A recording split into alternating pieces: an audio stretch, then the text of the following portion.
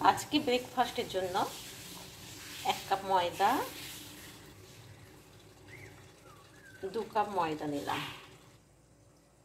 এর সঙ্গে আমি টক দই নিলাম, লবণ নিলাম, এটাকে স্পাইসি করার জন্য একটু লঙ্কার গুঁড়ো নিলাম। তেল ছাড়াই এটাকে আমি ভালো করে মেখে নেব। এইভাবে চেপে চেপে মেখে নেব। এরকম করে গোল গোল করে নিয়েছি। এবার এটাকে আমি ভিজে কাপড় দিয়ে রেস্টে রাখবো।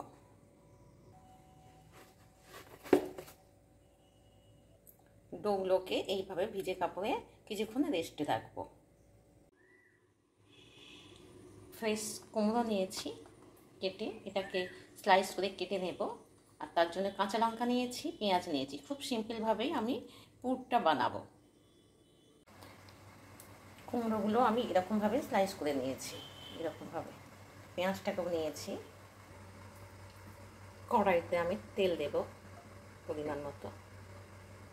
যতটা সম্ভব আমি তেলটা কম ইউজ করব। 5 ফোড়ন দিলাম, শুকনো লঙ্কা, এরপর আমি পেঁয়াজ দিলাম। আপনারা চাইলে এর সঙ্গে আদাও দিতে পারেন। এরপর আমি লঙ্কার কুচি দেব।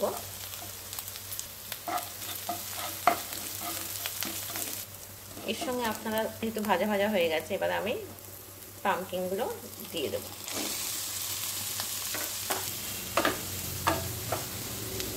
স্বাদ মতো লবণ দেব।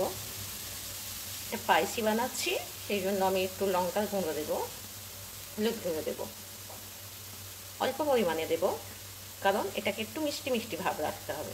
সামান্য ঝাল ঝাল এবং মিষ্টি মিষ্টি। অনেক বাড়ির বাচ্চারা দুধ পছন্দ করে না, তো এই খাবারটা আমার ছোট বড় সবাইয়ের জন্য বানাচ্ছি, সেই জন্য একটু পামকিনের সঙ্গে আমি দুধ দেব। কিছুক্ষণ ঢাকা রেখে এটাকে আমি সিদ্ধ করে নেব। তো এখন খুলে দেখি কি অবস্থায় ফুটছে।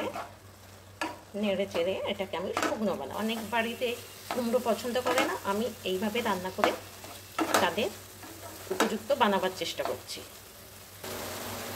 টেস্ট করে দেখব আমার নুন মশলাটা ঠিক আছে কি। লবণের পরিমাণটা কম আছে, আমি আর একটু লবণ দিলাম। এবার এটাকে নেড়ে চেড়ে আমি এটাকে একটু শক্ত মতো বানাবো। ঠিক টেস্টে আনতে হবে। কুমড়োটা একটু মিষ্টি কম আছে, তো সেই জন্য আমি একটু মিষ্টি চিনি দিচ্ছি। চিনিটা দিলে একটু টেস্টফুল হবে, খেতে সুন্দর হবে। মোটামুটি আমার হয়ে এসেছে। আমি একটু জিরে গুঁড়ো, মৌরি গুঁড়ো দিয়ে একটু নেড়ে চেড়ে নেব। আপনারা চাইলে এতে কাজু কিশমিশ বাদাম দিতে পারেন, তো আমি এখানে আমার ঘরে যা ছিল তাই দিয়ে করছি। আমার হয়ে এসেছে। এবার আমি গরম মশলা দেব। হয়ে গেছে। এবার আমি এটাকে তুলে নেব, ঠান্ডা করে নেব। এবার আমি ডোগুলো খুলে দেখব, দেখব কেমন নরম হয়েছে। নরম হয়ে গেছে। এগুলোকে এবার আমি রুটির মতন বেলে নেব। এইভাবে গোল করে বেলে নেব।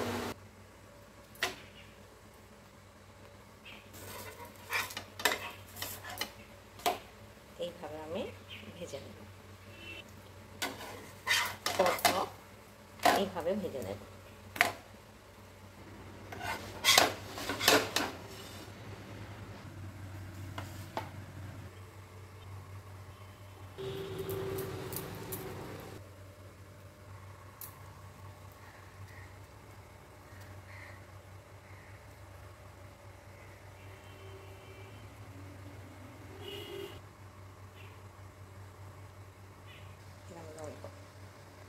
এইরকম রোল করে নিতে হবে। কড়াইতে জল বসিয়েছি, জলটা আমার ফুটে গেছে।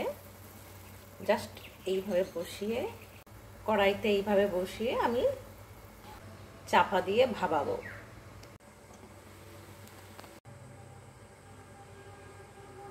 এটাকে আমি পিস পিস করে কেটে নেব। এইভাবে পিস পিস করে কেটে নিয়েছি।